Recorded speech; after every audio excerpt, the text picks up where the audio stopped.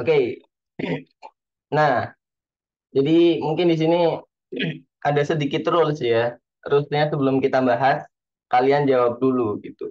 Jadi sebelum aku bahas, kalian coba jawab lah. Karena ini kan aku ngebagi pilihan gandanya tuh sesuai dengan materinya. Jadi let's say misalkan untuk materi pertama itu tentang degree price discrimination. Nah, ini cuma dua nih, akan ada dua tema. Nah, kalian jawab dulu nih, nomor satu berapa, nomor dua berapa, supaya kalian tahu ya. Ini nggak boleh open book ya, jadi di sini kalian based on your experience aja lah, your pengetahuan aja lah ya. Ketika belajar di kampus, nomor satu apa? Nomor satu A, dua B misalkan seperti itu. Yuk jawab dulu yuk. Nanti kita cross check jawabanmu bener nggak gitu. Oke, jadi biar kelihatan belajarnya live. Dua dia sekalian dong. Satu berapa, dua berapa. Ini satu satu layar ya, satu layar. Jadi satu apa, dua berapa. Oke, satu B, dua C. Nggak usah di DM ya, di jangan di DM, di everyone aja biar biar teman-teman yang lain nyontek enggak ya. Tapi harusnya punya pendirian masing-masing. Oke, satu B, dua C. Oke, kita tandain dulu ya. Oke, kayaknya kayaknya sepakat semua nih. Satu B, dua C. Kita kita tandain dulu lah ya. Kita tandain ini lah. Udah, oh nggak ada ininya. Nah, ini satu B, dua C. Oke, kita tandain dulu. Apakah benar? Nah, mungkin kita setidaknya tahu dulu gitu. Discrimination tuh apa sih? Ya kan? Nah, ini. Jadi discrimination ya, sesuai namanya. Diskriminasi harga. Jadi simpelnya kalau misalkan ini kejadian di sekitar kita aja lah ya. Misalkan kalian beli di pasar gitu, di suatu daerah. Kalau kalian ngomong pakai bahasa Indonesia, biasanya dikasih harga lebih mahal. Karena mungkin tahu kalau kalian adalah orang kota gitu. Tapi kalau kalian ngomong pakai bahasa daerah, misalkan pakai bahasa Jawa gitu, di sebuah pasar di Jawa, punten bu, niki pinten gitu. Pasti kalian akan dikasih harga lebih murah karena itu kalian orang lokal. Contoh seperti itulah diskriminasi harga. Atau contoh yang lebih ekstrimnya lagi, misalkan di Bali gitu ya kan. Di Bali untuk pedagang-pedagang di Bali, kalau untuk orang lokal kan ya murah gitu kan. Orang wisatawan domestik gitu kan, harganya lebih murah. Kalau untuk orang-orang bule, orang-orang luar negeri, biasanya harganya lebih mahal. Nah, itu namanya diskriminasi harga. Tujuannya apa? Tujuannya untuk memaksimalisasi profit sebenarnya. Intinya adalah memaksimalisasi profit. Nah, gitu ya. Nah, dalam konteks ini, price discrimination itu ada dalam pasar yang disebut monopoli. Nah, di mana satu pasar gede cuma ada satu penjual. Makanya si penjualnya suka-suka dia gitu. Kalau mungkin case-nya pasar persaingan sempurna, ya, atau pasar yang kompetitif, misalkan yang satu nembak harga, ya udah tinggal pindah ke yang lain kan gitu kan. Kalau emang lu nggak cocok dengan itu harga, misalkan di Bali deh, di Bali kok lu mahal banget sih? Ya udah di sana aja gitu, ganti ke penjual yang lain. Loh. Bentar, kok your meeting will end in 10 minutes sih? Bentar. Harusnya harusnya ini pro. Aduh, gini ya. Oh, udah enggak. Lisensinya udah habis ya. Aduh.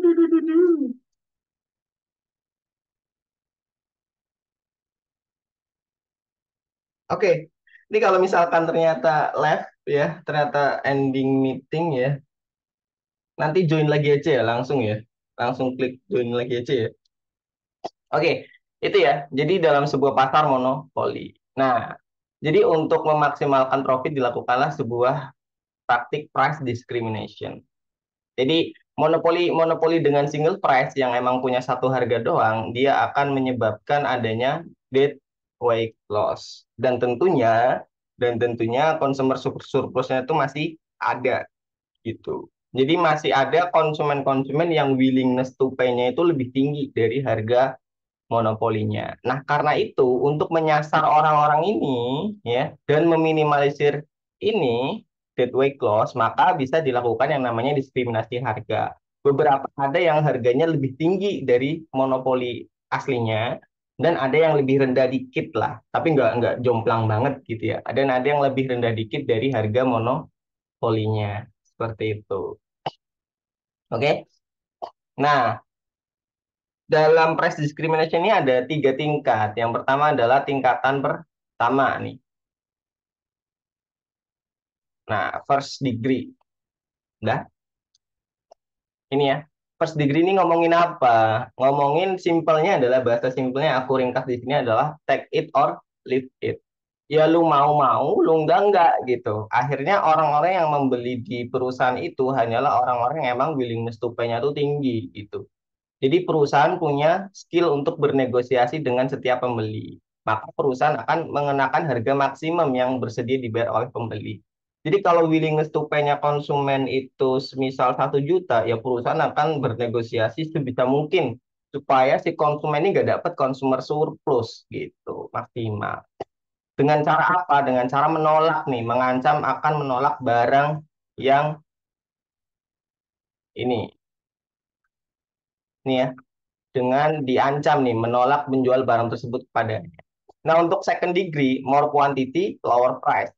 Jadi kalau nih konsumen itu istilahnya beli barang dan banyak, maka harganya bisa lebih turun gitu. Dapat diskon lah istilahnya lah ya.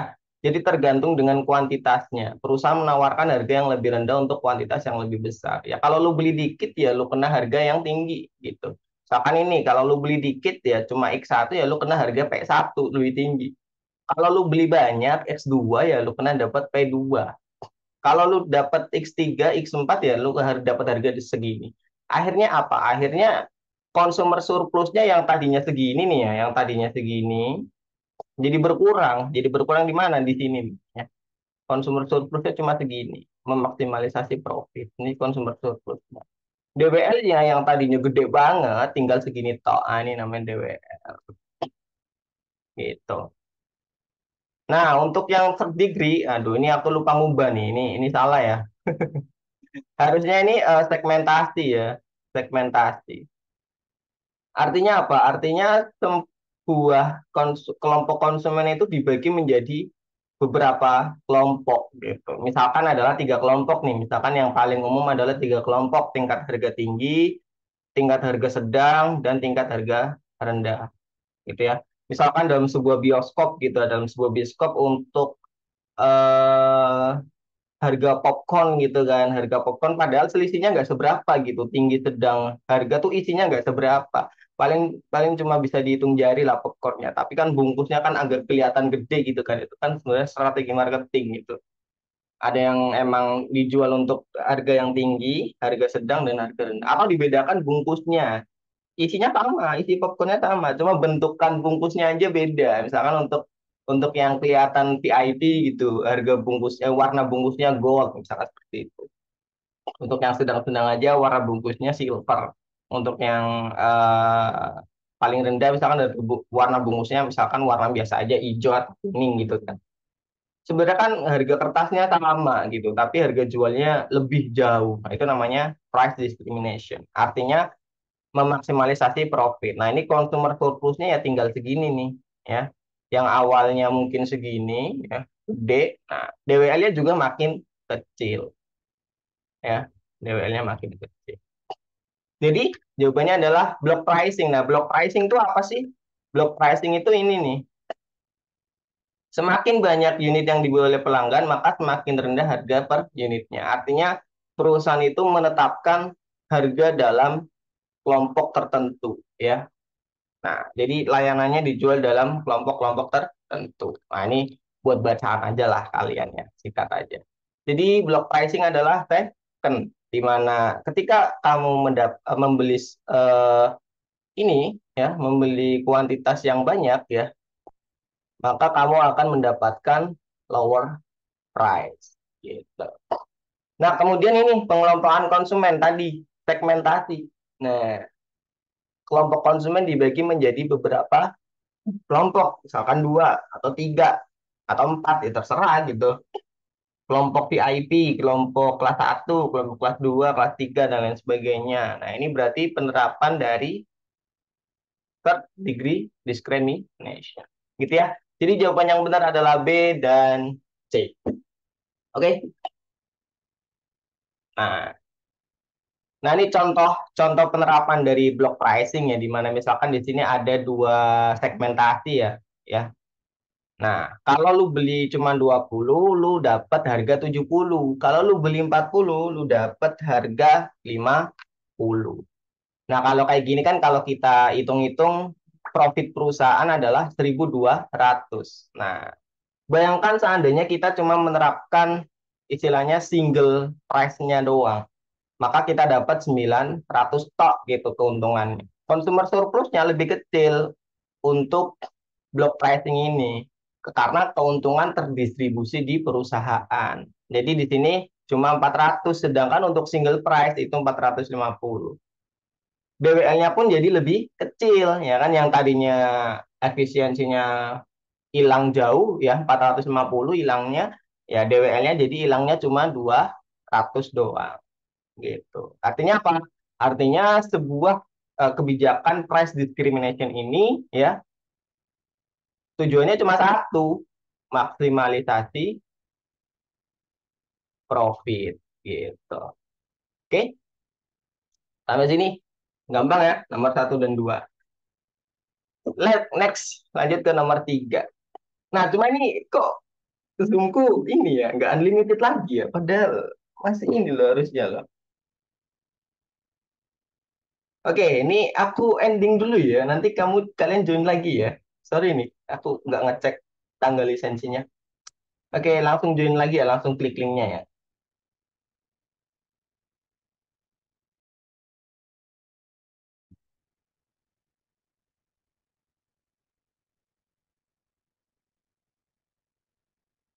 Oke, lanjut ya. Nah, sekarang kita ngomongin cash price elasticity of demand terhadap tiket pesawat. Nah, ini sebenarnya mungkin logika aja ya. Kalian itu pakai logika aja. Jadi, seandainya kalian ada di posisi opsi ini, ya, A, B, C, D. Nah, kira-kira mana sih permintaan yang paling elastis? Nah, coba A, B, C, D. Kalian jawab apa?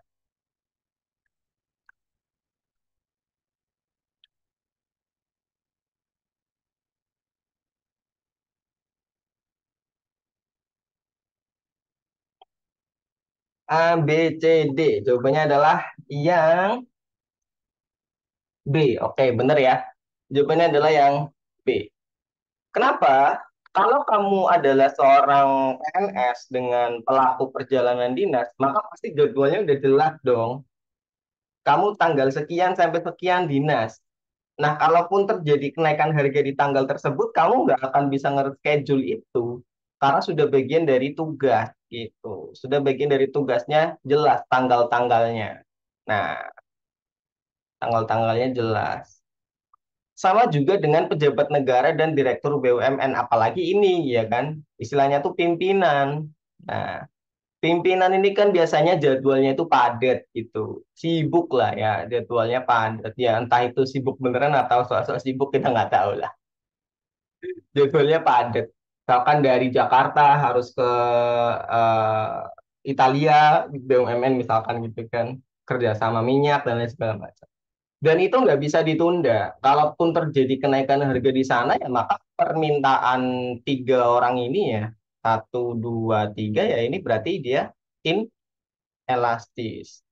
Artinya tidak mudah dipengaruhi harga. Beda dengan wisatawan muda, ya kan? Kamu adalah seorang wisatawan gitu. Ya kalau wisatawan lu punya duit, wah ternyata hari ini lagi padat nih. Aku mau ke Singapura liburan, tapi ternyata harga tiketnya lagi mahal karena bareng sama konsernya Coldplay gitu. Ya udahlah aku reschedule aja. Tunggu mungkin 1 minggu atau bulan depan aja yang harga tiketnya murah. Gitu ya. Nah, ini. Jadi jawabannya adalah yang B, betul.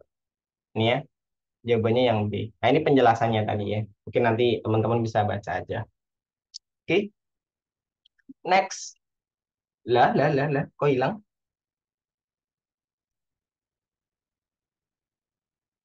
Oke, next ya. Nah, sekarang nomor 4, 5, dan 6. Ini kita ngomongin oligopoli ya. Ini adalah materi tentang oligopoli. Nah, coba kalian jawab dulu. Nomor 4 apa, 5 apa, dan 6 apa? Di mana oligopoli ini berfokus pada sebuah games namanya cooperative games. Nah, atau bisa disebut juga sebagai game teori. Nah, coba 4, 5, 6 A, B, C, D. Jawabannya apa? Cepet aja gitu. Sat ah. Yuk,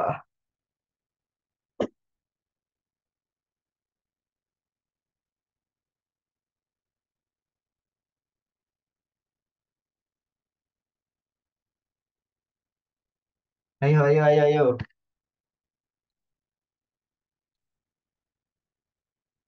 Mana nih? Nggak ada yang jawab.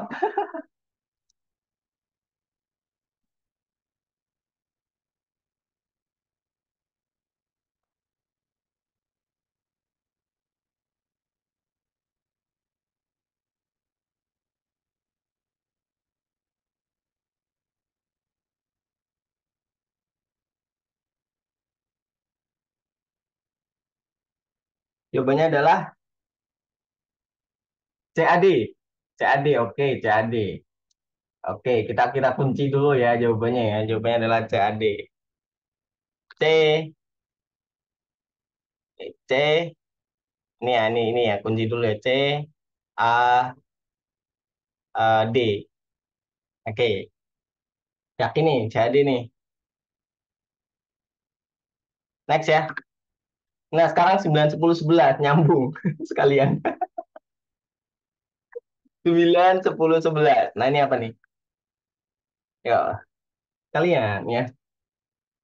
Karena materi oligopoli ternyata ada 6 soal. Jawabannya adalah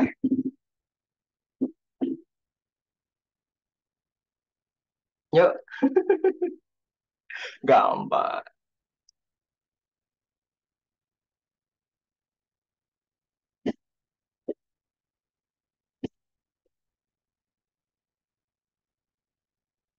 Ya, ya, masa nggak ada yang jawab sih? Mana nih? Ah, 9, 10, 11. 9, satu strategi optimal tanpa memandang strategi pihak pesaing disebut sebagai strategi ABCD. 10, apabila suatu perusahaan memilih mengambil strategi Nash equilibrium. Nah, 11, apabila terjadi di infinitely repeat game, maka respon rasional suatu perusahaan adalah BAD. Oke, ini ini tandain dulu aja ya. B, A, D. Oke, next. Oke. Nah, sekarang kita masuk ke sebuah game teori ya, di mana mungkin sering dikenal ya sebagai non kooperatif game sebenarnya. Kayak aku nggak tahu nih, ada yang nyebut kooperatif game, ada yang nyebut non kooperatif game, tapi konteksnya adalah game teori. Sebuah games di mana pasar oligopoli ini bisa bisa dipakai gitu ya. Sebenarnya ini permainan game psikologi aja gitu. Cuma dalam dalam pasar oligopoli ini psikologi emang bener-bener bermain gitu. Karena pesaingnya cuma dikit. Let's say misalkan dua aja lah kita persempit gitu. Kalau monopoli enak kita kita adalah pemain tunggal gitu. Kalau oligopoli ya setidaknya ada dua pemain dan kita bersaing untuk mendapatkan profit yang lebih tinggi. Kan gitu kan. Nah, kebijakan perusahaan yang satu pasti akan membuat konsumen berpikir, ya kan? Misalkan nih perusahaan satu harganya dinaikin, maka otomatis pesaingnya, oh berarti pesaingnya lebih murah. Aku geser ke yang lebih murah aja, ya kan? Artinya kebijakan yang diambil satu perusahaan akan mempengaruhi perusahaan yang lain. Itulah yang namanya oligopoli. Dan oligopoli ini pasar yang sangat-sangat sangat gila persaingannya gitu kan. Jadi gini, misalkan ini unsur game teori itu ada empat sebenarnya ya. Yang pertama pasti ada pemain ya. Kalau dalam oligopoli ya minimal ada dua pemain gitu. Yang kedua ada strategi. Strategi yang diambil nih apa gitu. Misalkan strategi dengan menaikkan harga, menurunkan harga, atau memberi diskon. Nah, itu namanya strategi. Dengan beriklan, ya kan, itu namanya strategi. Kemudian ada payoff. Payoff ini adalah keuntungannya apa, keuntungannya berapa, gitu. Keuntungan yang didapat dari mengambil kebijakan A itu berapa, yang didapat dari kebijakan B itu berapa. Yang keempat pasti ada yang namanya informasi. Nah, dari sini udah kelihatan ya. Berarti tadi untuk ini ya, untuk nomor 6 jawabannya adalah yang D, betul. Oke, satu-satu ya. Nah, jawabannya adalah yang D. Nah, cuma di sini yang perlu perlu kalian perhatikan dalam sebuah game of theory ya, kalian nggak bisa bekerja sama sebenarnya ya. Kalau itu dilakukan hanya dengan satu kali dalam sebuah game ini, kalian tidak bisa bekerja sama. Kenapa? Karena masing-masing individu akan mengedepankan kepentingannya sendiri-sendiri gitu. Artinya ketika seorang individu yaitu keuntungannya harus lebih besar dong gitu kan. Payoff individu lebih besar jika pemain memiliki strategi yang sama, maka terciptalah sebuah game of theory. Gitu. Kenapa? Kenapa kok kepentingan pribadi individu lebih dikedepankan? Nah, ini contohnya nih. Ini contoh sebuah ilustrasinya. Contoh ada yang namanya prisoner dilemma. Dilema seorang tahanan gitu. Jadi let's say ada dua tahanan, namanya si Boni, ya kan, si Boni dan si Clyde. Nah, si Boni dan si Clyde ini adalah dua sejawat yang melakukan perampokan gitu kan, terus ditangkap oleh polisi. Nah, keduanya kemudian diinterogasi di ruangan yang berbeda. Dan dua-duanya minim informasi untuk saling berkomunikasi.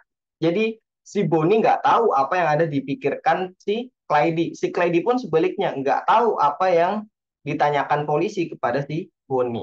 Nah, kemudian polisinya tuh bertanya, Boni, kalau kamu jujur atau kamu confess gitu kan, maka kamu akan bebas.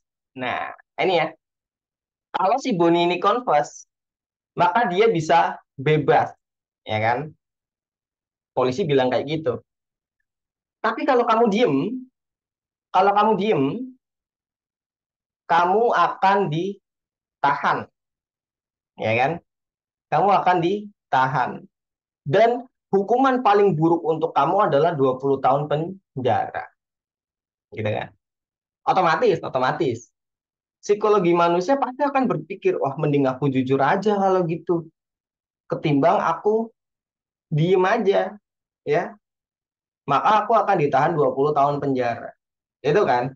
Artinya kepentingan pribadi ini lebih dikedepankan. Begitupun sama dengan Clyde. Kalau si Clyde ini confess, ya kan? Maka dia akan bebas. Clyde goes free. Kalau si apa uh, Clyde ini diem, ya kan? Si Clyde ini diem, maka dia akan ditahan 20 tahun penjara. Kan gitu. Ekstremis keputusannya adalah seperti itu. Nah, kemudian padahal dua ini kan adalah pelaku utama gitu kan. Dan keputusan keduanya pasti akan mempengaruhi, ya kan? Seandainya si Bon ini confess gitu. Si Bon ini confess dan si Clyde tetap diem, maka si Boni bebas, ya kan? Dan si Clyde adalah 20 tahun penjara. Pilihan terbaik yang mana? Pilihan terbaik sebenarnya adalah sama-sama diem. Dua-duanya sama-sama diem.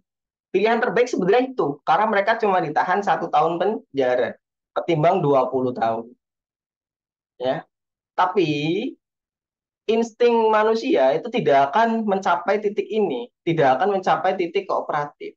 Karena pasti kita mikir, loh, kalau sama-sama diem iya sih. aku sama si Clyde ini bebas gitu. Maksudnya aku sama si Clyde ini cuma ditahan 1 tahun gitu kan.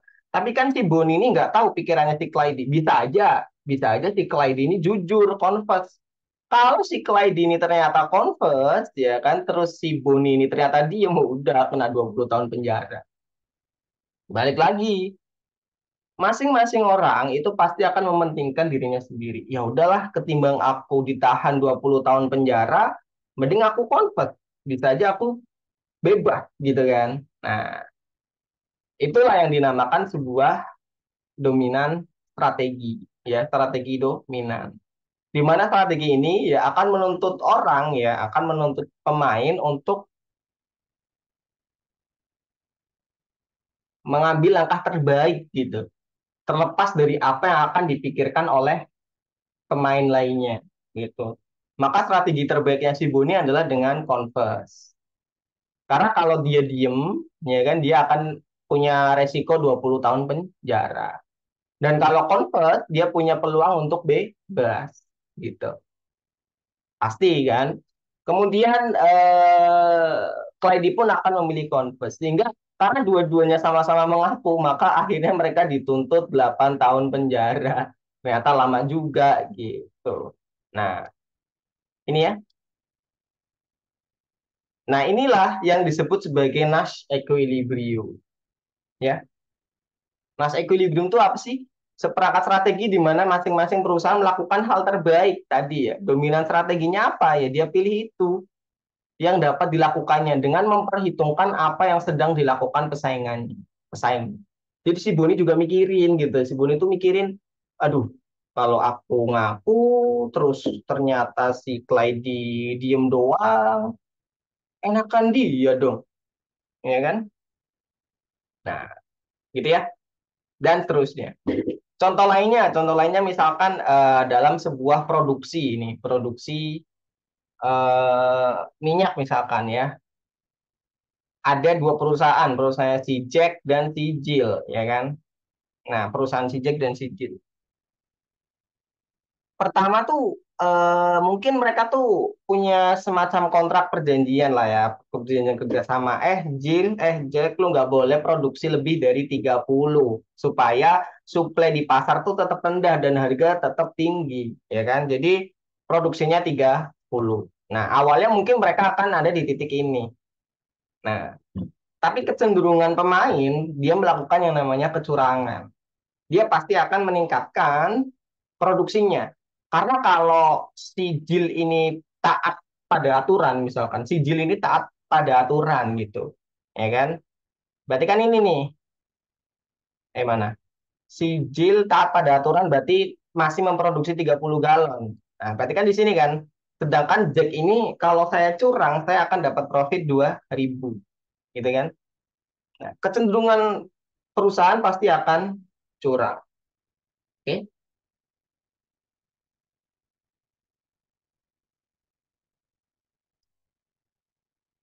bentar ya.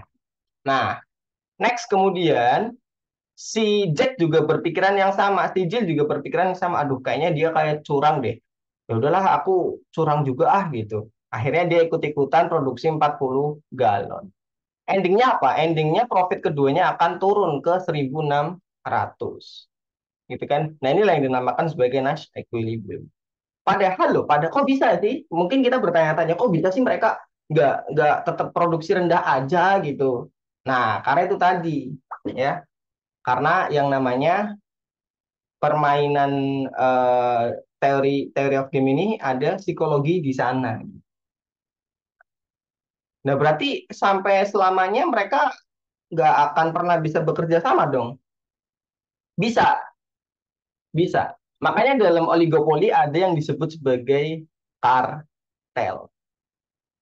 Nah, kartel perminyakan. Misalkan kalau dalam dunia ini ada yang namanya OPEC ya, perusahaan yang mengoligopoli perminyakan di dunia.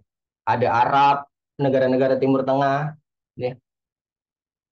Di bawah naungan ini ya, di bawah sebuah kartel lah, di bawah sebuah kartel, maka mereka bisa mengendalikan itu, mengendalikan sisi kecurangan itu, gitu ya. Jadi bisa menahan lah. Supaya apa? Supaya tetap profitnya tinggi. Supaya prosesnya ada di sini. Tapi untuk mencapai ini butuh sebuah pengulangan yang tanpa batas atau jangka panjang gitu. Karena kalau kejadiannya cuma sekali, maka kecenderungan perusahaan pasti akan ke sini, dominan strategi. Tapi kalau kita udah bicara jangka panjang dan itu dalam naungan sebuah kartel, maka terjadi sebuah yang namanya infinite repeat game. Nah, artinya game ini tidak terbatas. Perusahaan punya pengalaman. Misalkan tahun pertama curang, ada yang curang, ternyata endingnya kena equilibrium sama-sama turun deh. Tahun kedua masih ada yang curang, tahun ketiga masih ada yang curang gitu. Tahun keempat mulai mikir nih, kayaknya kita emang harus bekerja sama deh untuk memaksimalkan profit. Kita kita turunkan ego masing-masing gitu. Toh pasti profitnya lebih tinggi kok. Oke, oke. Nah, akhirnya tahun keempat, kelima dan seterusnya mereka bekerja sama. Artinya dalam jangka panjang bisa tercipta yang namanya sebuah kondisi kooperatif. Gitu ya. Nah, itu ceritanya. Contoh lainnya lagi misalkan ini Anda nih, ya. Ini bentuk penjelasannya aja. Kalau tadi kan mungkin aku hanya coret-coret ya. Ini bentuk kalimatnya. Di sini misalkan ada perusahaan A dan perusahaan B. Kebijakannya ada dua, beriklan dan tidak beriklan. Nah, kalau beriklan itu kalau si perusahaan B beriklan, dia profitnya bisa tiga, ini ya tiga, bisa satu. Tergantung kebijakannya sih, bisa tiga, bisa lima, sorry. Bisa tiga, bisa lima, tergantung kebijakan si perusahaan A. Dan seterusnya, cara bacanya gitu ya. Nah, ini maksudnya tuh koma tuh berarti maksudnya A, B ya. A, B maksudnya gitu ya. Nah, gimana gimana cara mencapai sebuah Nash equilibrium? Ya, pasti perusahaan masing-masing akan memilih yang terbaik aja, udah kan gitu.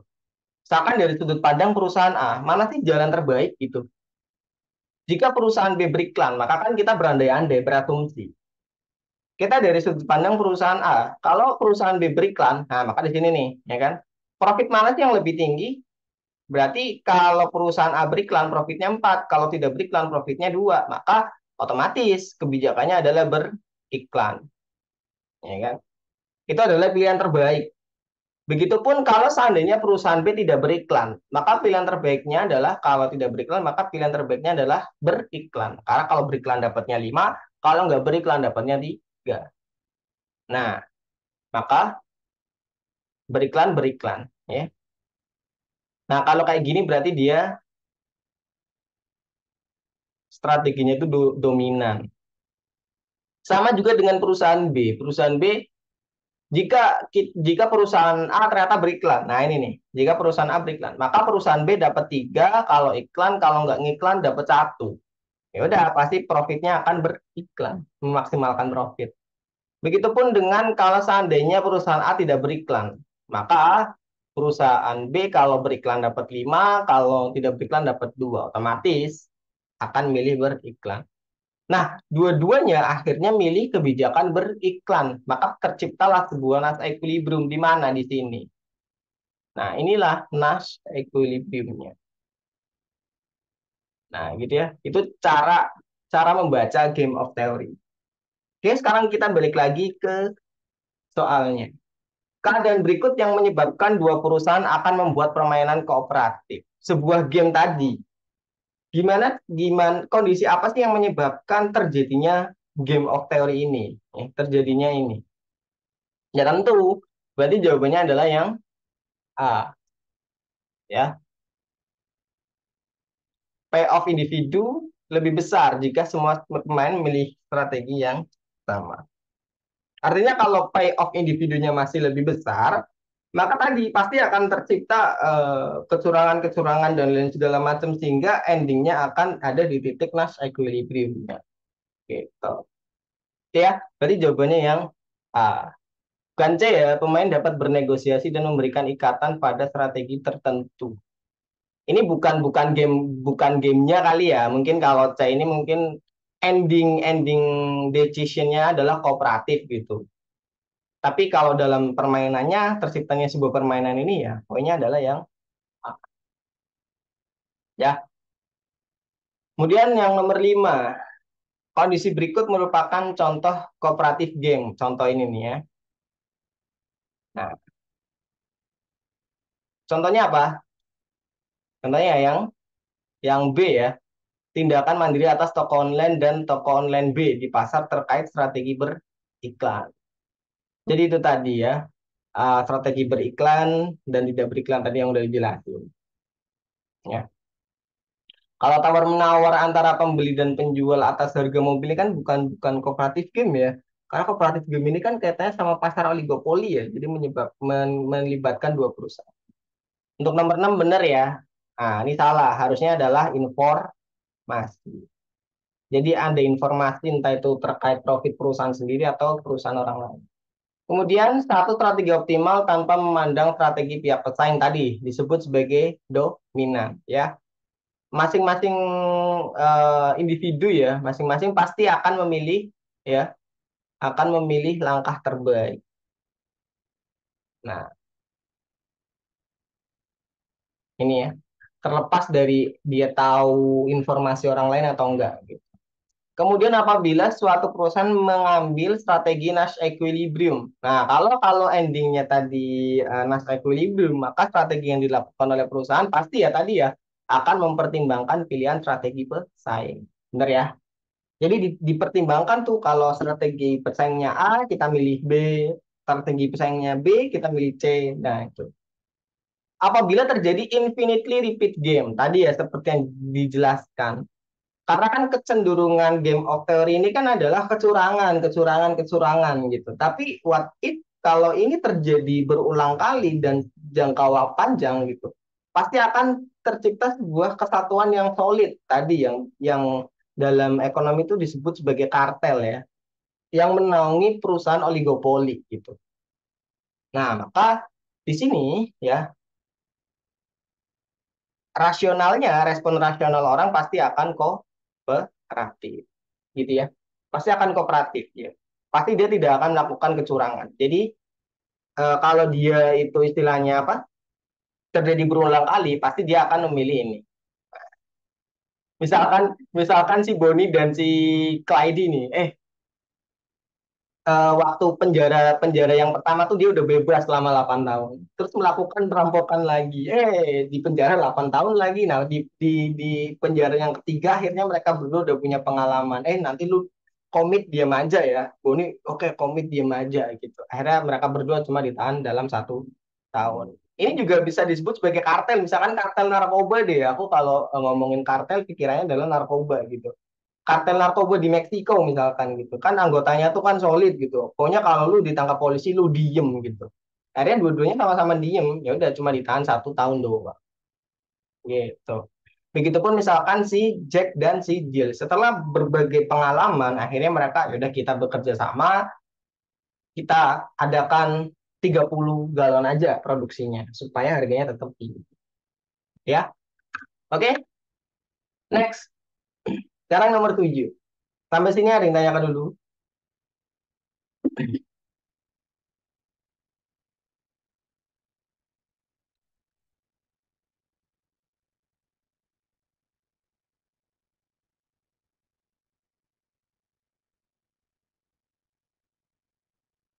Nomor 7 jawabannya adalah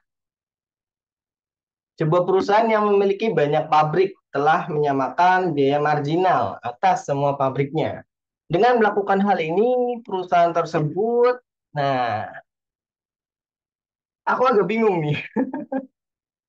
Aku agak bingung dengan soal ini maksudnya gimana gitu ya. Tapi siapa tahu kalian ada yang bisa jawab. Jawabannya A, ya maksimal memaksimalkan keuntungan. Paling masuk akal itu sih sebenarnya. Tapi kita coba bedah ya. Jadi marginal cost itu apa sih? Biaya biaya tambahan gitu untuk menambah satuan produk unit gitu. Jadi kalau kita bikin produk, aku mau nambah satu produk lagi ya dalam 1 hari misalkan. Nah, itu ada berapa tambahan sih biayanya untuk memproduksi satu produk itu. Nah, dan kebetulan perusahaan ini punya banyak pabrik dan semuanya akhirnya marginal cost-nya sama. Nah, kalau marginal cost-nya sama, maka perusahaan tersebut pasti average cost-nya akan minimum. Pasti akan ada di titik ini nih. Ini kita ngomongin average cost ya, atau average total cost sama aja lah ya. Kalau marginal cost-nya, karena kan karena marginal cost-nya udah sama, berarti kan nggak ada yang lebih tinggi gitu ya. Nggak ada yang lebih mahal, berarti kan bisa minimum tuh. Eh, Average cost-nya minimal, minimum. Nah, dalam situasi ini, perusahaan beroperasi pada titik di mana biaya produksi per output unit mencapai titik paling efisien. Jadi di sini, paling di titik paling bawah, gitu ya. Dia bisa dia bisa apa namanya? Udah bisa optimal mungkin lah average cost-nya. Dengan menyamakan biaya marginal di semua pabrik, perusahaan berusaha untuk mengoptimalkan produksi. Pasti dong, wah mumpung nih, mumpung marginal cost-nya udah rendah, average cost-nya udah di titik paling efisien, maka kita akan mengoptimalkan produksi-produksi kita harus lebih optimal nih. Sehingga outputnya bisa lebih banyak atau lebih optimal lah gitu kan. Sehingga kalau dibagi per rata-rata unit, maka mengurangi biaya per unit output gitu. Nah, kalau udah biayanya udah berkurang dan lain sebagainya, maka tentu perusahaan akan memaksimalkan keuntungan. Karena mereka menghasilkan setiap unit output dengan biaya paling efisien. Jadi simpelnya tuh nggak ada biaya yang kebuang lah gitu kan. Nah, oke. Okay? Nah, itu berarti jawabannya apa? Nah, aku bingung memaksimalkan keuntungan. Bener. Meminimalisir biaya pada setiap level unit ya. Menurutku bener juga gitu. Kemudian memaksimalkan pendapatan pada setiap level unit. Aduh ini Zoom Pro-ku udah habis nih. Oke, lanjut ya. Berarti jawabannya yang paling menurutku sih A aja udah ya. Memaksimalkan keuntungan. Oke, next lanjut. Sekarang ini nomor 8. Apabila pasar kompetitif atas beras di Indonesia kemudian berubah menjadi monopoli, perubahan ini akan, nah ini logik aja nih. Kita main logik aja. Menurunkan harga beras, apakah betul? Nah, menurut kalian gimana? Salah ya? Karena kecenderungan monopoli itu dia price maker. Jadi biasanya ya, monopoli ini akan menaikkan harga. Harga akan naik. Apalagi ini beras, kebutuhan pokok gitu kan. Orang-orang kebutuhannya itu inelastis lah istilahnya lah. Kalau satu perusahaan ya udah pasti akan mengambil kesempatan ya, harga beras akan naik. Ya, karena harga beras akan naik, maka tentu ya kan willingness to pay-nya konsumen kan pasti akan mengurangi surplus konsumen. Nah, ini ya, surplus konsumen akan turun karena adanya kenaikan harga tadi. Turunnya surplus konsumen. Nah, apakah produsen itu turun? Oh, enggak, justru naik ya. Justru naik ya. Kenapa? Karena monopoli tadi harganya makin tinggi. Wah, di monopoli lagi dia pemain tunggal, maka produsennya makin naik. Apakah meningkatkan kesejahteraan? Ya tentu tidak. Ini paling salah. Jawabannya adalah yang B. Ya, wong beras kok dimonopoli gitu kan. Nah, maka pasti akan menurunkan surplus konsumen. Oke. Nah, ini penjelasannya. Mungkin nanti kalian baca sendiri aja lah ya. Oke, nomor 13. Next. Dalam fungsi kesejahteraan, ya, eh, kita mengenal beberapa sudut pandang tentang keadilan. Oke, salah satunya menyatakan bahwa kesejahteraan masyarakat dapat ditingkatkan dengan memaksimalkan tingkat kepuasan penduduk yang memiliki kesejahteraan terendah. Berarti yang paling miskin. Berarti yang paling miskin. Bagaimana sebuah kebijakan disebut adil? Yaitu ketika orang-orang paling miskin itu merasa puas. Orang-orang paling miskin di sebuah wilayah atau di sebuah negara itu dipuaskan dulu gitu. Minimal apa? Minimal ya kebutuhan pokok, sandang, pangan, papannya gitu. Itu adalah konsep tentang keadilan apa? A, B, C, D. Egaliter, Rawlsian, utiliter, atau market oriented. Market oriented apa nih? Baru dengar.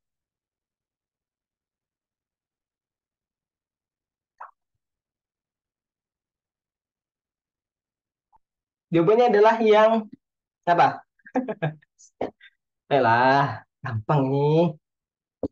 Jangan mentang-mentang open book, kalian nggak ngafal gitu kan. Jawabannya adalah yang B ya. Nah, jawabannya adalah yang B. Rawlsian. Nah, kalau utiliter tuh ya semua semua individu tuh diberi bobot yang sama. Jadi kalau dalam fungsi misalkan satu satu satu satu, terlepas apakah ternyata orang itu lebih kaya atau enggak gitu. Nah, ketika utilitasnya itu ada satu orang lebih tinggi, misalkan ada satu orang yang utilitasnya dua, ya maka dia nggak boleh dapat dua gitu. Yang satunya tuh harus ditransfer gitu kan. Ini mirip-mirip kayak komunis. Iya kan? Jadi semua semua orang tuh harus sama gitu. Utilitasnya harus sama gitu. Ya, ini ya diberi bobot yang sama dan kemudian dijumlahkan untuk mendapatkan kesejahteraan secara keseluruhan. Orang yang satu mentransfer utilitas kepada orang lain asalkan keuntungan orang tersebut lebih besar. Itu. Ya, jadi mirip-mirip kayak ya komunis dikit lah ya. Jadi harus dibagi kalau dia ada keuntungan yang kalau dia ternyata lebih lebih dapat keuntungan dikit nih dibanding orang-orang lain ya keuntungan itu harus ditransfer. Kalau Rausian ini enggak gitu. Ya, transfer kepuasan ini memperhatikan masyarakat yang paling miskin. Sehingga orang kaya dituntut untuk transfer utilitas lebih banyak ke orang yang lebih miskin. Jadi kepuasan itu tuh eh, dilakukan untuk orang yang paling miskin dulu. Ketika orang-orang paling miskin ini masih sengsara gitu, mas belum bisa sejahtera, maka orang-orang yang kaya wajib memberikan sebagian hartanya ke orang yang miskin, gitu kan? Ya ini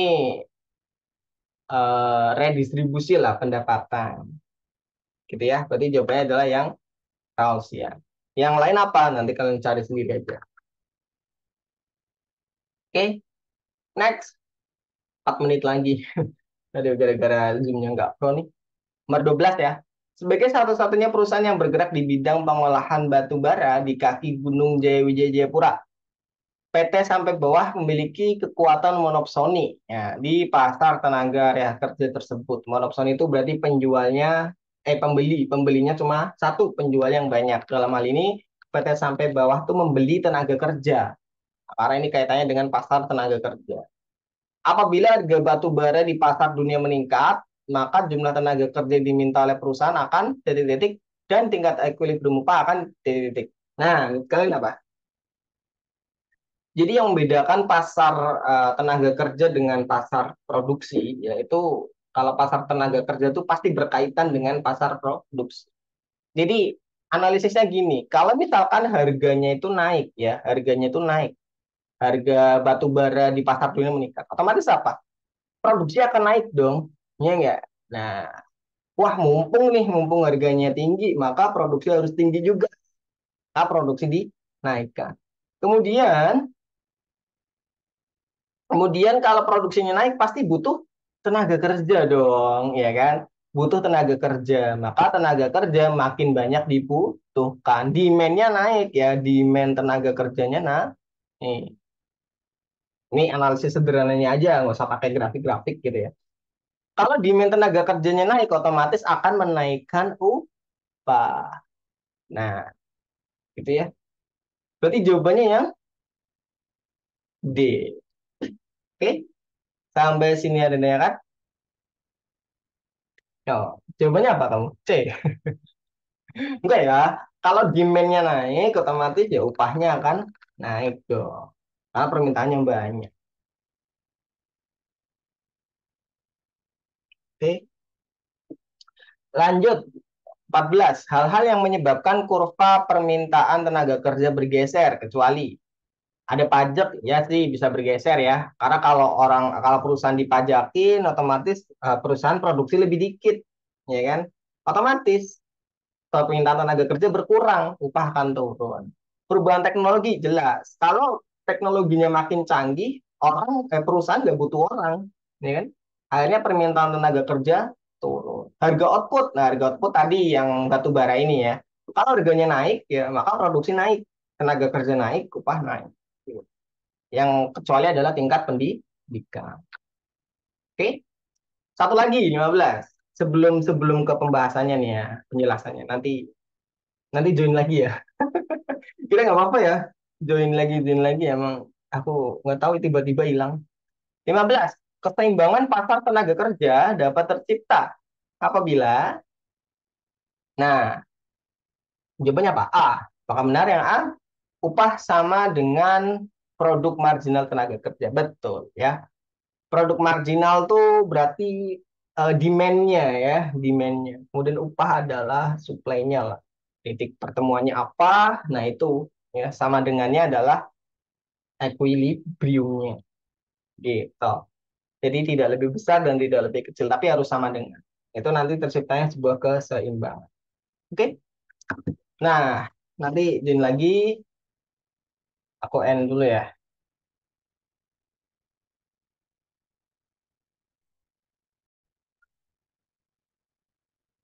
Oke. Nah, ini penjelasan tentang pasar tenaga kerja, gitu kan. Jadi pasti ada demand. Yang melakukan demand adalah si perusahaan, ya, perusahaan. Kemudian ada yang melakukan supply. Yang melakukan supply pasti adalah masyarakat, gitu, atau tenaga kerja bisa juga disebut ya. Jadi masyarakat memberikan suplai tenaga, kemudian untuk perusahaan meminta. Nah, pergeseran disebabkan oleh tadi ada harga output ya, harga pasar internasional dan lain sebagainya. Atau teknologi tadi, kalau teknologinya ternyata makin canggih, ya perusahaan nggak butuh banyak orang. Atau pajak, pajak juga bisa. Kalau pajaknya tinggi, otomatis perusahaan akan malas untuk produksi. Nah, ini contoh dari pergeseran tenaga kerja. Nah, ini ya, pasar tenaga kerja. Misalkan di sini akibat naiknya harga output nih, ya. Misalkan harga outputnya naik nih. Nah, tadi misalkan yang batu bara tadi nih ya, harga batu bara ternyata tinggi. Kalau harga batu baranya tinggi, maka otomatis kita butuh produksi yang lebih banyak gitu kan. Produksi harus naik. Kalau produksi itu naik, maka kita butuh labor yang lebih banyak juga, yang naik juga ya. Kalau labornya naik, maka upah akan naik. Apakah betul teorinya ini? Ya kita coba lihat di grafik. Nah, awalnya demand satu nih, ya. Kemudian kita membutuhkan labor yang lebih banyak, maka demand-nya naik. Kalau demand-nya naik, berarti kurva demand bergeser ke kanan. Awalnya upahnya ada di titik W1. Kemudian W2 ya menjadi W2 naik. Kenapa? Karena permintaannya naik gitu. Ini ya, kuantitas labornya, jumlah pegawainya juga naik sehingga akan menaikkan upah. Oke, jadi betul ya akan menaikkan upah maka harga upah lebih tinggi. Jadi tadi yang menjelaskan poin nomor 12. Ini ya, poin 12. Jumlah tenaga kerjanya meningkat, lebarnya meningkat ya tadi ya, kemudian upahnya meningkat ini. L2 ke W2, W2-nya meningkat, wages-nya naik. Oke, simpel ya. Next, nomor 16 17. Asymmetry information. Ya, penyebab adanya masalah informasi asimetri adalah apa sih? Asymmetry information itu coba apa? Nah, juga simetri gitu, nggak sama informasi. Jadi informasi yang didapat oleh pihak yang satu itu tidak sama dengan pihak yang lain, ya. Pasti ada pihak yang lebih tahu tentang sebuah produk gitu.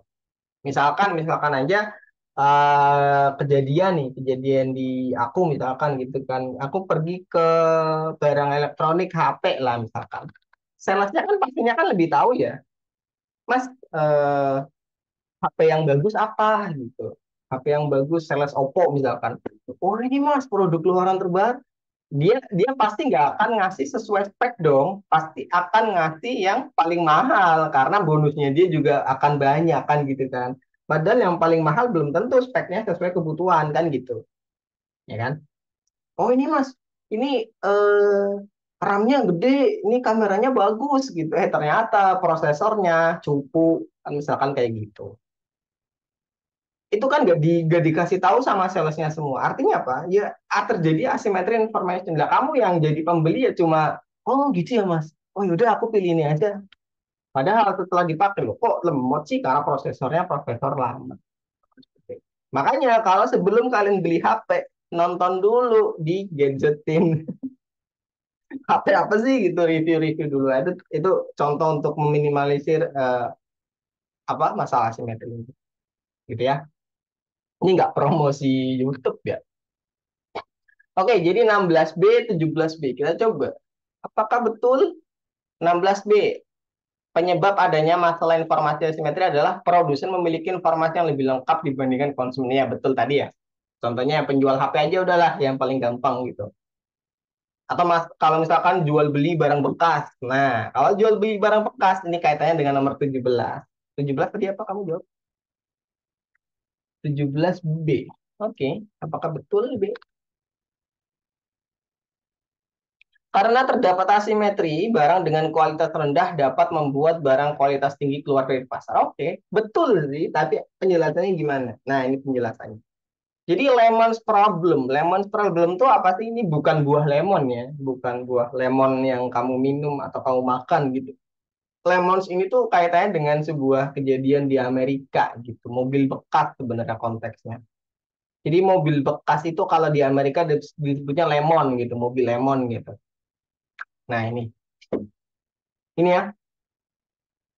Jadi informasi asimetri terjadi ketika satu pihak dalam transaksi memiliki informasi yang lebih baik atau lebih lengkap daripada pihak yang lain. Ya. Nah, beberapa sebab, nah ini mungkin teman-teman bisa baca sendiri gitu kan. Di buku juga ada. Ini untuk singkat waktu aja kita langsung menjurus ke soalnya.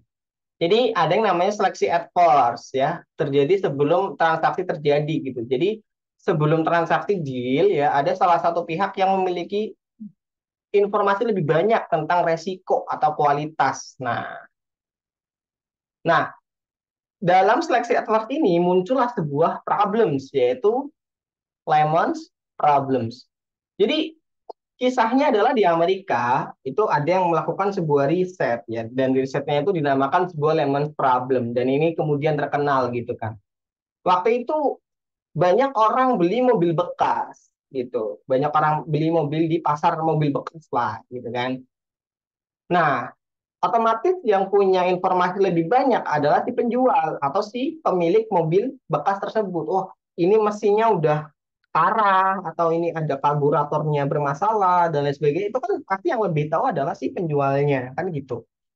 Tapi otomatis penjual tidak akan membongkar itu karena dia pengen untung, kan gitu kan. Nah, tetapi akan diketahui oleh penjual yang ingin menghindari kerugian, ya. Jadi untuk menghindari kerugian, aku bilang aja nih lecet dikit gitu, rusak dikit nggak ngaruh gitu ya. Nah, terus dalam situasi ini pembeli memiliki informasi lebih sedikit tentang kualitas. Akhirnya apa dampaknya? Dampaknya adalah penurunan kualitas rata-rata. Akhirnya apa? Konsumen tuh udah stereotipnya adalah wah kalau aku beli di pasar mobil bekas, wah ini banyak yang rusak lah. Stereotipnya kayak gitu, ya. Jadi penilaian konsumen secara keseluruhan akhirnya berubah, ya berubah. Kamu kalau mau beli, jangan beli di pasar mobil bekas. Karena pasti banyak lecetnya, banyak cupunya gitu, banyak bobroknya, segala macam. Akhirnya orang lebih cenderung untuk beli mobil baru aja. Ya kan? Padahal kan nggak semua pedagang seperti itu dan nggak semua mobil bekas bobrok kan gitu kan. Bisa aja ada mobil bekas yang dijual karena emang butuh duit gitu. Padahal masih bagus mobilnya kan gitu. Tapi kan dinilai pakai rata-rata yang rendah. Ya, mereka akan cenderung mengasumsikan bahwa rata-rata kualitas mobil bekas adalah rendah. Kualitasnya rendah. Akibatnya apa? Akibatnya pemilik yang sebenarnya memiliki mobil dengan kualitas baik mungkin akan kesulitan untuk mendapatkan harga yang adil gitu. Penjual, oh ini bagus Pak, ini saya baru servis semuanya total. Ah, jangan bohong lu. Gue udah pengalaman. Akhirnya kan debat gitu. Penjualnya ya penjualnya nggak salah gitu, pembelinya juga yang nggak salah gitu. Yang salah adalah konsep pasarnya tadi. Akibatnya lagi, maka akan terjadinya kurangnya pasokan produk berkualitas tinggi. Nah, karena si masyarakat akhirnya udah terlanjur menilai kalau pasar barang bekas ini bobrok, misalkan, artinya orang-orang yang punya mobil kualitas baik tidak akan menjual di sana. Gitu. Jadi penjual mobil berkualitas tinggi ya, oh ini tinggi kok gitu, mas mau dinilai barang bekas, mungkin tidak mau menjual karena mereka tahu bahwa pembeli akan cenderung menganggap mobil-mobil ini sebagai lemos dan memberikan harga lebih rendah. Padahal ini kualitasnya baik gitu. Ini dapat mengurangi insentif penjual. Nah, ini contoh mobil ini kalau dalam film Cars 2 ya, film Cars 2 ini kan tentang mata-mata ya. Itu ada intrik politiknya sebenarnya kalau kalian paham tuh. Nah, ini mobil-mobil lemon nih, mobil-mobil lemon. Jadi musuhnya tuh kok terkumpul dari mobil-mobil lemon gitu. Nah itu ada penjelasan politik Amerikanya sebenarnya. Nah aku masukin di sini, gitu. Ada hubungannya juga sebenarnya. Oke, jadi di situ ada jual beli suku cadang juga di Cars 2, barang-barang ilegal dan segala macam. Gitu ya. Jadi karena adanya informasi asimetri ini, akhirnya barang dengan kualitas rendah tadi, yang lemon-lemon tadi, bisa mengusir ya, bisa membuat barang kualitas tinggi keluar dari pasar. Karena orang-orang yang punya barang kualitas tinggi ini nggak mau, ya, nggak mau dia tuh apa istilahnya ngejual di pasar itu. Oke, lanjut ya. Sekarang nomor 18. Nah, nomor 18 ini langsung dijawab aja lah ya. Nah, langsung jawab aja. Jawabnya adalah yang D, pembubaran perusahaan. Karena yang membubarkan perusahaan itu bukan OJK ya, tapi pengadilan. Simpelnya itu sih. Apakah bisa secara tidak langsung? Bisa. Biasanya biasanya istilah itu mencabut izinnya aja, mencabut izin ya. Yang paling sering itu mencabut izin. Tapi apakah perusahaannya masih ada? Ya masih gitu kan. Kan yang mendirikan perusahaan kan harus ke Kemenkumham kan. Yaitu juga yang mencabut atau pengadilan. Kalau sanksi administratif bisa, perintah gugatan perdata bisa. Nah, ini gugatannya pun adalah gugatan perdata, bukan pidana ya. Nah, kemudian penyidikan jasa keuangan ya. Next, 19. Ini terakhir nih, pilihan terakhir. Sifat eksternalitas di bawah ini yang tidak sesuai adalah ini gampang banget ya. Jawabannya adalah ya ini yang tidak sesuai. Selalu berbentuk negatif yang tidak sesuai ya. Ya. Kan ada positif, ada negatif. Nggak mestilah negatif semua. Ya. Kemudian nomor 20. Apabila terdapat eksternalitas negatif, maka pernyataan berikut yang benar adalah yang B. Jadi marginal social cost-nya lebih besar. Betul. Penjelasannya gimana? Jadi marginal social cost yang ditimbulkan ke sosial itu lebih besar daripada cost yang sebenarnya, ya, marginal cost-nya. Ya. Tuh, logiknya gitu. Makanya terjadi sebuah yang namanya marginal damage. Gitu. Nah inilah penjelasannya. Nih, contoh eksternalitas negatif. Contoh eksternalitas negatif apa? Misalkan polusi, ya limbah pabrik, apalagi. Ya, macam-macam lah ya. Bahkan di sini adalah limbah pabrik gitu kan. Ini supply demand yang warna biru ini supply demand biasanya gitu, supply demand yang biasa gitu. Supply ini dalam arti pabrik lah, misalnya pabrik produksi gitu, aluminium, pasti kan ada limbahnya. Nah, dalam kasus ini maka eksternal yang ditimbulkan ke lingkungan seakan-akan ya, seakan-akan itu produksinya tuh di sini. Nah, akhirnya bergeser ke kiri. Nah, ini yang merah ini adalah, yang biru ini adalah real equilibriumnya, kemudian yang merah ini adalah timbulnya si apa eksternal negatif tadi, ya. Nah, yang merah ini dinamakan sebagai social cost, ya. Social marginal cost sama aja lah ya. Social cost, ya. Ini kan lebih gede ya, angkanya lebih gede nih di sini nih ya. Nah, ini lebih gede ketimbang equilibriumnya. Nah, jadi ada selisih ini nih, selisih harganya ya. Price of aluminium selisihnya segini. Selisihnya berapa? Nah, inilah selisihnya ini yang disebut sebagai external cost. Gitu ya. Begitupun positif. Kalau positif kebalikannya, justru sosial manfaat sosialnya lebih banyak. Misalkan adalah pendidikan segala macam. Pendidikan, dana pendidikan itu kan manfaatnya lebih banyak dari yang sebenarnya. Education, nah ini education. Nah, dalam kasus ini misalkan di sini adalah permintaan pendidikan ya, permintaan pendidikan. Ternyata kan punya sosial yang lebih banyak social value-nya atau social benefit-nya lah sama aja. Social benefit-nya kan lebih tinggi ketimbang demand aslinya, benefit yang diterima oleh individu. Sehingga akan menyisakan dampak berupa external benefit atau marginal benefit ke sekitar. Gitu ya, ini yang dinamakan sebagai eksternalitas. Oke?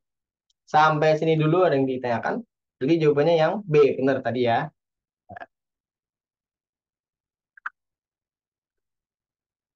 Oke, ada yang ditanyakan ya? Kalau enggak kita ke soal ITAI. Enggak ada nih, lanjut ya. Oke, nomor satu. Ini kan sebenarnya kan udah dijelasin di pilihan ganda tadi ya, tentang price discrimination nih. Price discrimination.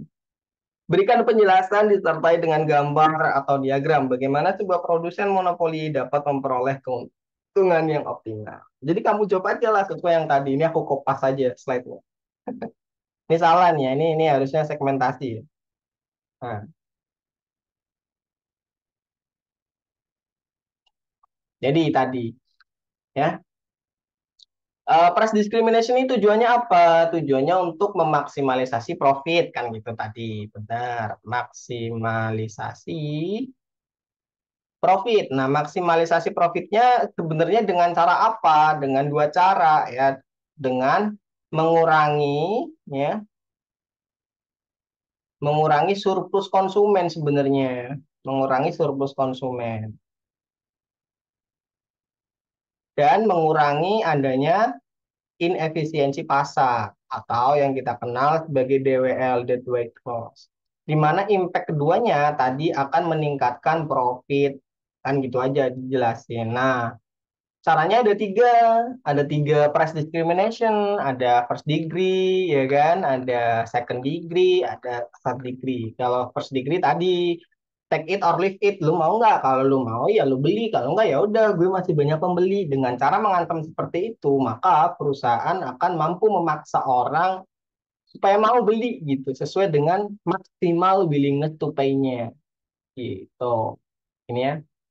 Kemudian kalau second degree tadi ya memaksimalisasi profit dengan cara ngasih diskon dengan kuantitas yang lebih banyak. Kalau lu beli banyak, lu dapat dari yang lebih murah nih. Akhirnya orang-orang pada beli banyak.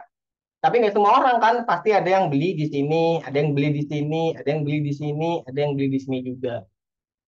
Ya, misalkan dalam bentuk berapa paket lah ya. Misalkan di sini ada 4 paket, nah harganya macam-macam. Satu, dua, tiga, empat gitu. Akhirnya kan surplus konsumennya kan kecil-kecil ya ini ya. Nah, bisa maksimal. Nah, ini surplus konsumen. Nah, ini DWL-nya. Sama misalkan third degree dibagi, ini kalau kalau yang third degree justru konsumennya yang di kelas-kelas ya. Kalau yang second degree ini barangnya yang dikelompokkan, kalau third degree ini orang-orangnya gitu. Orang-orang misalkan kelas VIP, kelas satu, kelas 2 itu harganya beda-beda. Gitu ya. Ini dijelasin aja. Nanti ini misalkan bisa disebut contohnya, jelaskan sedetail-detailnya aja lah, terserah kalian. Gitu ya. Ini mungkin singkat aja nomor satu karena tadi udah dibahas di Pilgan. Oke. Nah, sekarang nomor dua. Dalam produksi, sebuah perusahaan butuh mempertimbangkan faktor produksi. Ya, betul. Dan produk yang akan dijual. Jelaskan bagaimana perusahaan kompetitif. Nah, kalau ini kita ngomongin perusahaan kompetitif memaksimalkan keuntungan. Jelaskan dengan grafik. Ya udah, nah ini grafiknya. Ini perusahaan kompetitif. Kapan sih perusahaan kompetitif itu bisa mendapatkan keuntungan yang maksimal? Ya ketika Yang namanya marginal cost ini sama dengan marginal revenue atau dalam perusahaan kompetitif ini kan sebagai price taker ya, yaitu ketika marginal cost-nya itu sama dengan harganya. Nah, sama dengan harganya. Oke. Nah, ini kan nanti kan ada profit di sini ya. Nah, ada profit eh, average total cost-nya di sini nih. Nah, nah ini profitnya nih.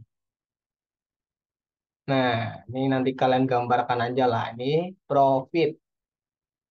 Ketika misalkan produksinya masih di sini nih, produksinya masih di sini di Q1, perusahaan masih bisa maksimalisasi profit nggak? Masih gitu. If marginal revenue is greater than marginal cost, ya kan ketika marginal revenue-nya masih lebih tinggi, perusahaan harus meningkatkan output ya. Jadi harus dinaikkan outputnya. Begitupun sebaliknya, kalau kalau seandainya marginal cost-nya is greater than marginal revenue, lebih tinggi ternyata di sini, maka pilihannya adalah decrease, menurunkan. Kalau posisinya ada di Q2, ya ada kita turunkan ke Q. At the profit maximizing level of output, marginal revenue, and the marginal cost is equal, exactly equal, ya. Jadi kapan sebuah perusahaan kompetitif akan mencapai sebuah profit yang maksimal, yaitu ketika MR, marginal revenue-nya, atau price-nya sama dengan marginal cost. Nah, langkah-langkahnya apa? Nah, ini mungkin kalian bisa jelasin lah di situ. Misalkan penentuan output optimal. Kita harus tahu dulu dong, output outputnya berapa sih maksimalnya gitu. Di mana keuntungan akan mencapai nilai maksimal. Output ini akan ditentukan berdasarkan perbandingan antara biaya produksi dengan pendapatan yang dihasilkan oleh penjualan produk. Jadi dicari tuh break even point-nya apa gitu. Ketika tidak menghasilkan profit lagi tuh kalau kita outputnya berapa maksimalnya. Nah, ya. Kemudian dibandingkan pendapatan dan biaya tadi, membandingkan antara marginal revenue dengan marginal cost untuk menemukan tingkat output yang optimal. Kalau pakai grafik mah gampang, tinggal coret-coret kasih titik pertemuannya kan gitu kan. Cuma kan dalam realistiknya kan kita perlu ngitung kan output produksinya berapa. Bisa aja loh. Bisa aja perusahaan ternyata udah produksi selama 1 tahun misalkan, tapi ternyata belum maksimal profitnya. Kalau cuma ngomongin grafik-grafik mah tinggal coret-coret, tapi kan kita nggak tahu fungsi realitasnya tuh kayak gimana. Makanya kita perlu ngitung dulu outputnya berapa, kemudian kita bandingin nih marginal cost data nih based on data divisi produksi dan based on data divisi marketing misalkan atau divisi penjualan ya marginal revenue-nya. Kemudian dicarilah titik keseimbangannya, di-match-kan gitu oleh ahli ekonomi di sana gimana nih. Nah, dihitunglah kira-kira berapa sih titik nah equilibriumnya ya. Oke, sampai sini ada yang ditanyakan?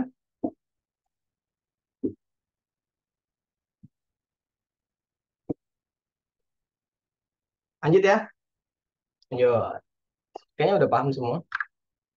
Jelaskan pilihan rasional yang dapat dipilih oleh perusahaan apabila menghadapi permasalahan finite number of repetition. Nah, ini mungkin sedikit menyinggung ada yang dipilihkan ya. Kalau infinite apa? Nah, kalau infinite ini kan nggak terbatas ya.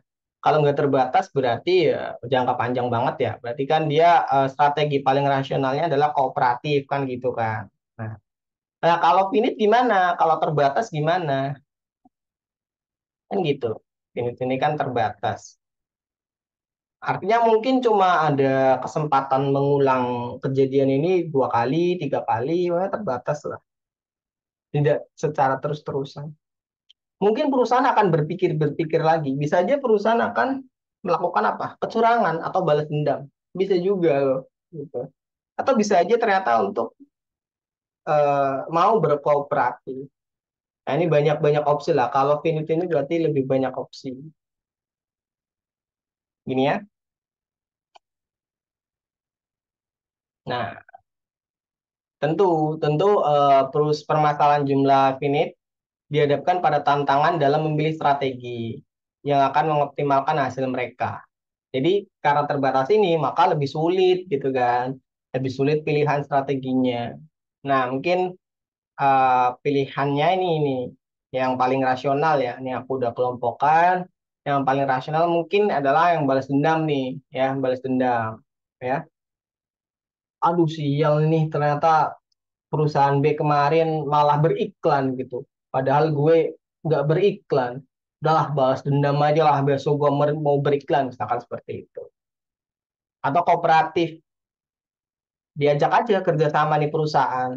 Lu mau nggak keuntungannya maksimal? Kalau mau, yaudah yuk kita kerjasama aja, kita bentuk perusahaan monopoli gitu.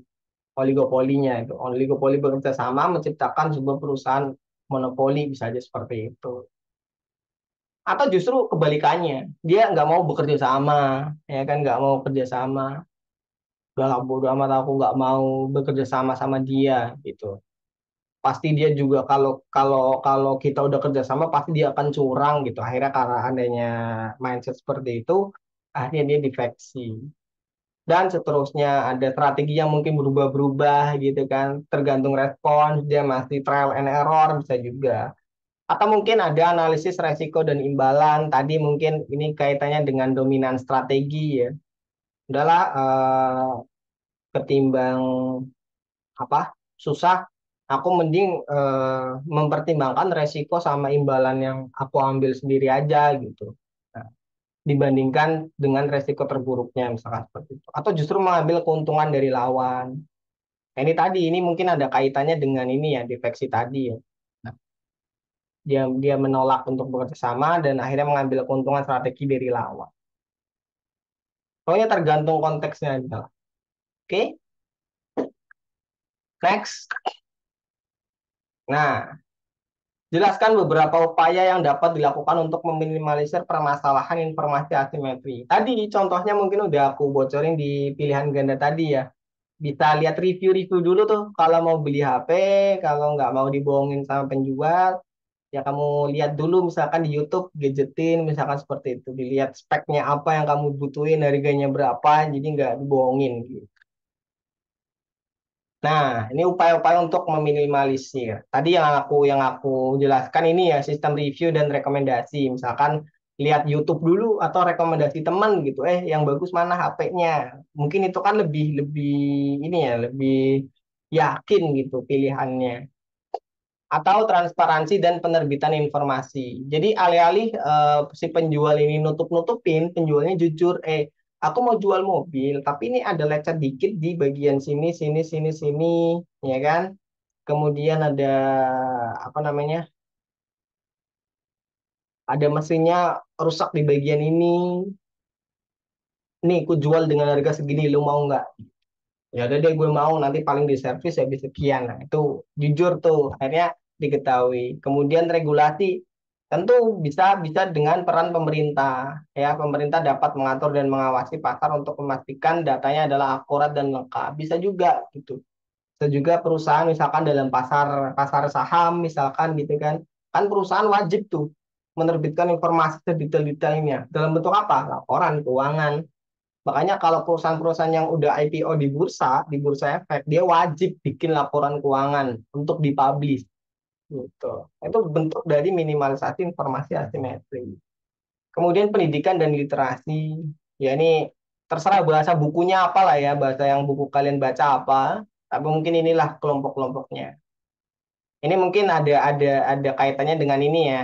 Ya, sebelum kita beli gitu ya, kita carilah literasi-literasi dulu gitu. Kita bisa dari review ya, screening mungkin gitu kan, kita bisa screening dulu dan lain sebagainya.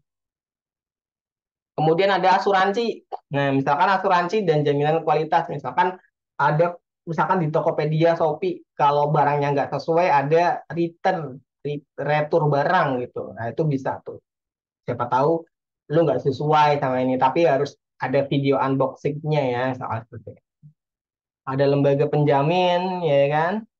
Nah, ini mungkin mirip-mirip seperti regulasi, ada pemerintah dan lain sebagainya lah. Penegakan hukum ini mungkin bisa satu lah ya, dalam regulasi dan pengawasan.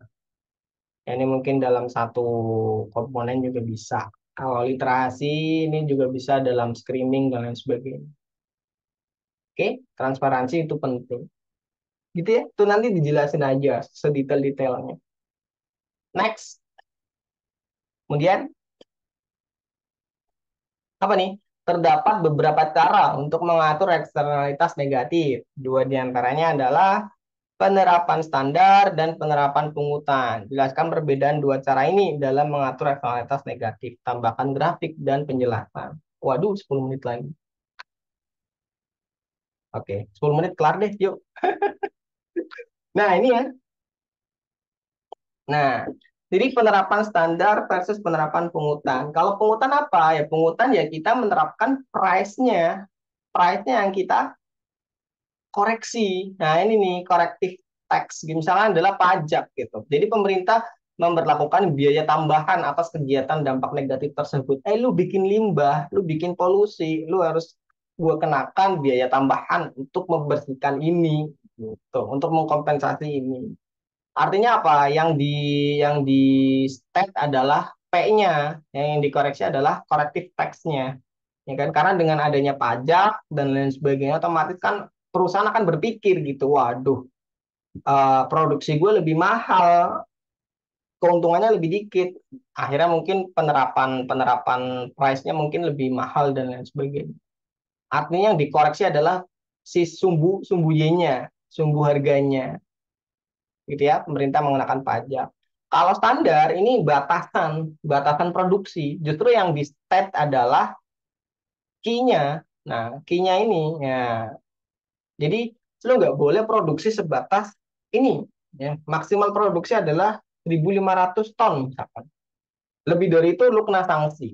Nah, kalau pajak, lu kalau mau produksi lebih, otomatis kan pajaknya lebih banyak juga gitu. Otomatis perusahaan pasti akan mikir, aduh, aku nggak akan produksi sebanyak inilah gitu. Jadi secara nggak langsung kalau korektif tax gitu, secara kesadaran diri aja, secara finansial otomatis perusahaan akan berpikir. Kalau pollution permits itu namanya dia tuh apa? Kalau pollution permit tuh dia di stuck aja parameternya gitu kan untuk mengetahui parameter tertentu untuk mengurangi dampaknya. Perbedaannya apa? Tentu sifat regulasinya beda, ya kan? Kalau regulasi standar berarti harus ada batas-batas tertentu yang dipatuhi gitu. Kalau kita ngomongin pungutan ya berarti kita ngomongin pajaknya aja, biayanya berapa untuk mengkompensasi itu. Kemudian tujuan intervensi. Kalau standar otomatis akan mengontrol secara langsung. Perusahaan nggak boleh segini, udah nggak boleh. Itu kan langsung kan. Kalau pungutan itu justru bikin perusahaan mikir sendiri gitu. Bertujuan untuk menginternalisasi namanya bahasa kerennya. Tapi bahasa simpelnya tuh perusahaan mikir, waduh, gara-gara pajak tinggi, kayaknya gue harus mengurangi produksi deh. Otomatis kan polusi juga akan berkurang. Kemudian insentif. Kalau insentif, kalau kita ngomongin pungutan, otomatis ada insentif dong untuk pelaku kegiatan. Ada finansial outputnya lah, ada pengeluaran finansialnya. Beda dengan kalau kita ngomongin standar doang, nggak ada tuh duit keluar kan. Dari sisi pemerintah pun sama. Kalau dalam corrective tax berarti ada pemasukan pajak gitu kan. Kalau pollution permit kan nggak ada pemasukan apa-apa.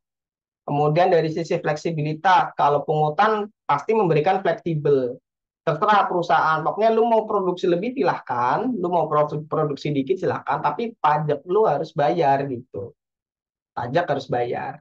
Kemudian kalau permit ya, kalau izin dia lebih kaku dalam mematuhi hal-hal tersebut. Jadi nggak bisa produksi lebih banyak. Padahal mungkin harganya lagi tinggi-tingginya, nggak bisa. Next. Oke, ini 5 menit aja. Kita jelaskan. Ini mungkin konteksnya sama dengan yang iklan tadi ya. Jadi perusahaan akan memilih strategi yang the best gitu. Asumsikan tiap negara mengetahui matriks trade-off ini dan mengambil keputusan sesuai kepentingannya sendiri. Apakah kedua negara ini memiliki strategi dominan? Kita coba. Apa strateginya? Nah, kemudian karena suatu kejadian yang membuat masyarakat Indonesia tersinggung atas suatu pernyataan pejabat Tiongkok, diasumsikan Tiongkok tidak begitu yakin bahwa Indonesia akan bertindak secara nasional. Jadi kalau rasional pasti akan the best gitu, pasti akan memilih jalan yang terbaik. Tapi bisa aja jalan yang terbaik itu diganggu oleh kepentingan politik masyarakat dan lain sebagainya. Sehingga dalam hal ini Tiongkok khawatir Indonesia akan menghukum. Maka pertimbangannya berubah juga bisa jadi. Bagaimana hal ini mempengaruhi equilibrium. Next. Nah, ini jawaban yang A. Jawaban yang A kurang lebih kayak sama seperti pilihan ganda tadi yang kita ngomongin tentang iklan dan tidak beriklan gitu kan. Nah, jadi dari sudut pandang Tiongkok, kalau Indonesia buka, ya kalau si Indonesia buka berarti si Tiongkok pilihan yang paling tepat adalah buka. Karena kalau dia buka, dia dapat 20, kalau dia tutup, dia dapat 10. Ini ya. Begitupun dengan kalau Indonesia tutup. Kalau Indonesia tutup, ini ya Indonesia tutup ya dia dapat 10 dan dapat 2 yang mending buka gitu. Tiongkok dominan untuk buka. Sama juga dari sudut pandangnya Indonesia. Kalau kalau seandainya Tiongkok membuka impor, maka pilihan terbaik Indonesia adalah ya buka juga impornya gitu. Karena kalau buka 20 nih ya, 20, kalau tutup minus 50.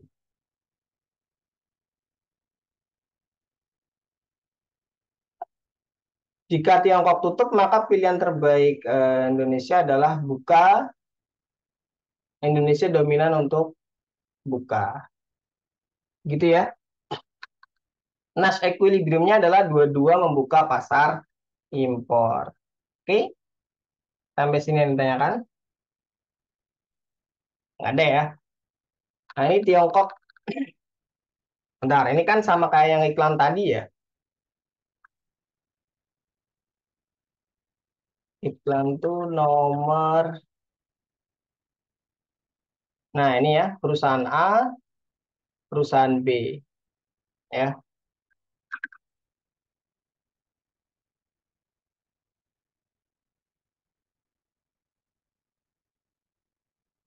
ya mirip ya. Nah, oke. Kemudian berarti Nash equilibriumnya adalah buka pasar impor. Berarti di sini nih posisinya. Nah, gitu ya. Next.